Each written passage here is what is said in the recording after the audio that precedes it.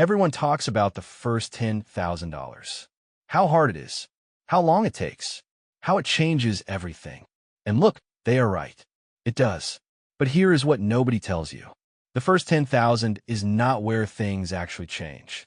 It is the warm-up, the real shift, the one that rewires how you think about money, how you spend it, how you grow it, that happens after 20,000. And I'm not just saying that. I have lived it. When I crossed 10,000, I felt proud. When I crossed 20,000, I felt something completely different. I felt momentum, like the money was finally doing something besides sitting there. Most people will work for 40 years and retire with less than $200,000. That is not because they did not earn enough. It is not because they were reckless with money. It is not because they got unlucky. It is because they never made 3 critical shifts, 3 gear changes that turn a pile of savings into actual wealth. Today, I'm going to show you exactly what those 3 shifts are, the real math behind why 20,000 is the turning point most people miss, and the specific moves you can make right now to ride that momentum all the way to 100,000 and beyond. So let me set the stage here. If you have $20,000 saved or invested right now, you are ahead of roughly 70% of Americans.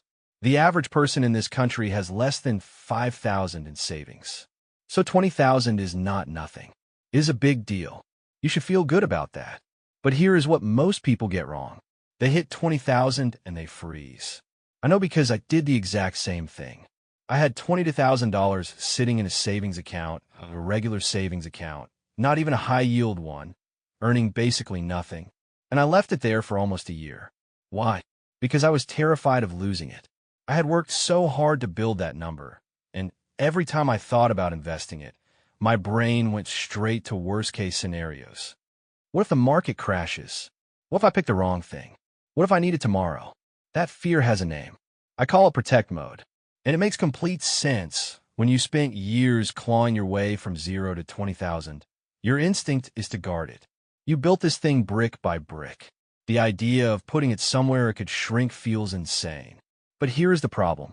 Protect mode has a cost, and the cost is invisible, which makes it dangerous. While you are guarding your 20,000 in a savings account earning 3 or 4%, inflation is running at 3%. Your money is barely moving. In real terms, you're almost standing still. Your money has a speed limit, and right now, you're driving with the parking brake on. Hold on to that idea. We're coming back to it.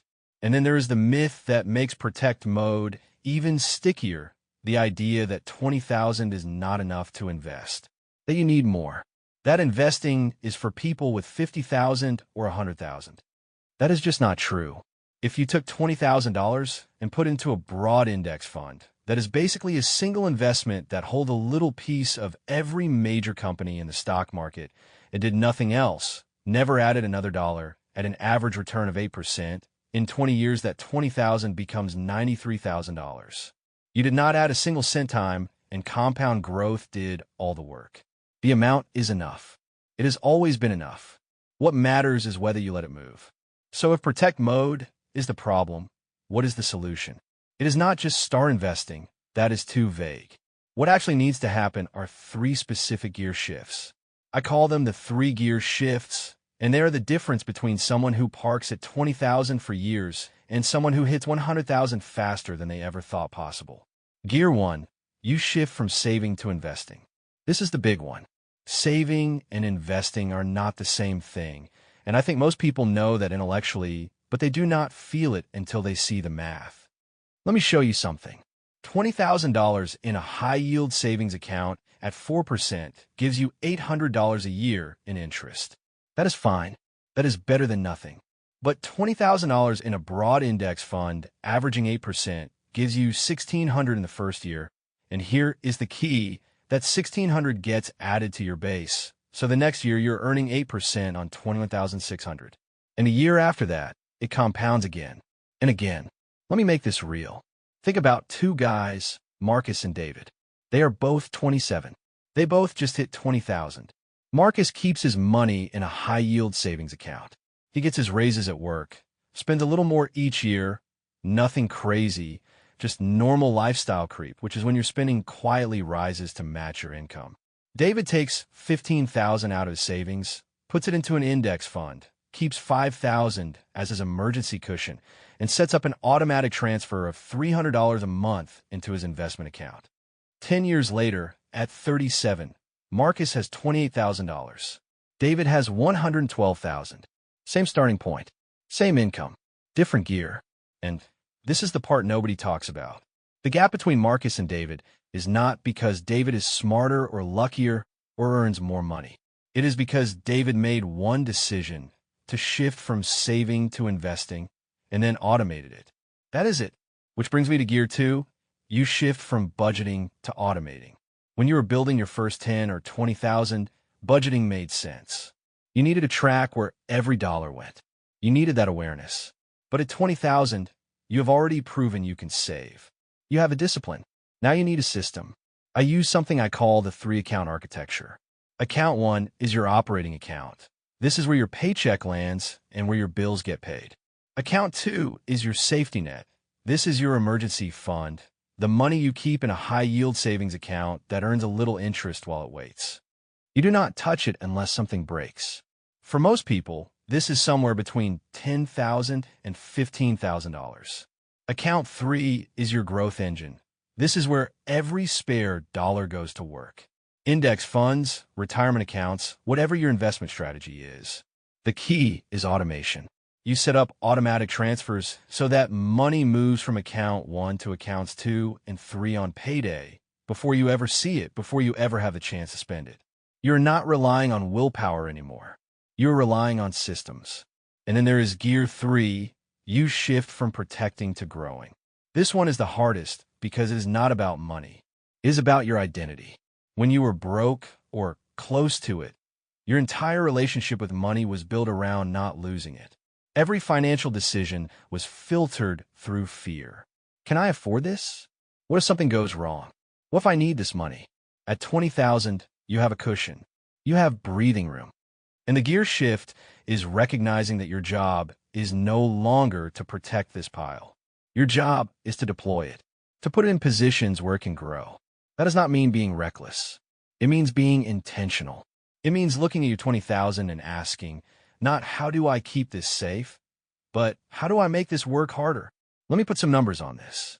If you take your 20,000, invest it, and add just $300 a month at an average return of 8%, in 20 years you will have $213,000. You only contributed $92,000 out of pocket. The other $121,000 came from compound growth. That is just your money making more money on top of itself. Your money made more money than you did. That is what happens when you shift from protecting to growing. That is what gear 3 feels like. Hey, quick pause. If the math in this video is hitting different for you right now, I drop a new breakdown like this every single week. Hit subscribe so you catch next week's. I'm getting into something I genuinely wish someone had shown me at 22. All right, back to the numbers. Now here is the thing that surprised even me. Most people assume that getting from 0 to 20,000 and getting from 20,000 to 50,000 take roughly the same amount of effort. Same grind, same timeline, same pain. But that is not how it works. The data shows that the average person who reaches 20,000 in savings reaches 50,000 within 3 to 4 years. And for most of those people, the 0 to 20,000 stretch took significantly longer. The climb gets easier, not because life gets easier, but because your money starts pulling its own weight. Think about it this way. When you had $1,000 invested, an 8% return gave you $80. That is a nice dinner. When you have 20,000 invested, that same 8% gives you $1,600. That is a month of rent in a lot of cities. The math has not changed. The percentage is identical, but the base is bigger, so the output is bigger. And every year, that base grows and the output grows with it. That is the acceleration curve. And it is why the people who push through the first 20,000 and keep going are the ones who end up wealthy. Not because they did anything fancy, because they gave compound interest, the process of your returns, earning their own returns, enough runway to do its thing. Remember when I said your money has a speed limit? Here is what it looks like when you finally take the parking brake off. $20,000 sitting in a savings account at 4% for 10 years gives you $29,600. That same $20,000 in an index fund averaging 8% for 10 years gives you $43,200. The difference after 10 years is $13,600, and you did nothing differently except move the money. Stretch it to 20 years, and the savings account gives you $43,800. The index fund gives you $93,200. The gap is $49,400. Same money, same person. The only difference is which gear you were in. I will never forget the moment this clicked for me personally. It was maybe 14 months after I finally moved my money out of savings and into an index fund. I opened my account on a random Tuesday morning. I was not even checking for any reason, just curious, and I saw that my investments had earned more in that single month than my savings account had earned in the entire previous year. And it was not a huge amount. I think it was something like $160. But that number hit me in a way I did not expect, because for the first time, it felt like my money was alive. Like it was doing something while I slept. That was the moment I stopped thinking of investing as risky and started thinking of not investing as the real risk. But here's the thing you have to watch out for at this stage. Lifestyle creep. Research shows that roughly 50% of every raise the average household gets is absorbed by increased spending. You earn more, so you spend more. New apartment, new car, better restaurants, nicer clothes. And none of it is bad on its own, but the net effect is that your savings rate stays flat even as your income grows. At $20,000, you have real momentum. Lifestyle creep is the thing that kills it. The danger at this stage is not losing money in a bad investment. It is spending the momentum before it has a chance to compound. And let me bust one more myth while we are here. A lot of people believe they need to pay off every single dollar of debt before they start investing. And I get the logic, debt feels heavy, and the idea of investing while you owe money feels wrong. But the math tells a different story. If you have credit card debt at 20% interest, yes, pay that off first. That is an emergency. But if your debt is a car loan at 5% or student loans at 4%, and you're waiting to be completely debt-free before investing, you could be giving up years of compound growth. The market has historically averaged 8 to 10%. Your low-interest debt is costing you 4 or 5. The spread between those numbers is money you're leaving on the table every single year you wait. Sometimes the smartest move is to do both. Make your debt payments and start investing, even if it is just a small amount. The key is getting your money into the market so time can start working for you. So let me bring this all together. You have the 3 gear shifts. You have a math. You have seen what happens when you actually let your money move. Now let me give you 3 things you can do, not someday, not eventually, but right now. Number 1, today, check your net worth. That is everything you own minus everything you owe. Open your accounts, add it up, and look at the number. If you are at or near 20,000, I want you to sit with that for a second. You are ahead of 70% of the country. That is not nothing. That is real. And then ask yourself one question. Which gear am I in right now? Am I still saving? Am I automating? Am I growing? Be honest. The answer tells you exactly what your next move is. Number 2, this week, set up the 3-account architecture. If you do not already have your money split into an operating account, a safety net, and a growth engine, this is the week you do it. Open a brokerage account if you do not have one. Set up an automatic transfer, even if it is $100 a month to start. The amount matters less than the system. You are building a machine that moves money for you without you having to think about it. That is the whole point. Willpower fades. Systems do not. Number 3, and this is the one that sticks. Going forward, change how you see your money. You're not a saver anymore. You're a builder. Your 20,000 is not a safety blanket to sit on. It is a foundation to build on. Every dollar you add to your growth engine is not a dollar you are risking. It is a dollar you are putting to work. The parking brake is off. Drive. Getting to 100,000 from here is not about making more money. It is not about timing the market. It is not about some secret the wealthy are hiding from you. It is about making the 3 gear shifts, saving to investing, budgeting to automating, protecting to growing, and then letting time do the heavy lifting. That is the whole game.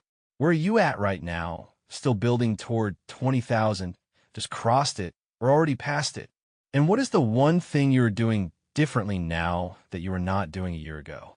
Drop in the comments. I read every single one. If you want to see the exact system I use to automate all of this, the accounts, the transfers, the investment strategy, everything, watch this video right here. I break down the full blueprint step by step.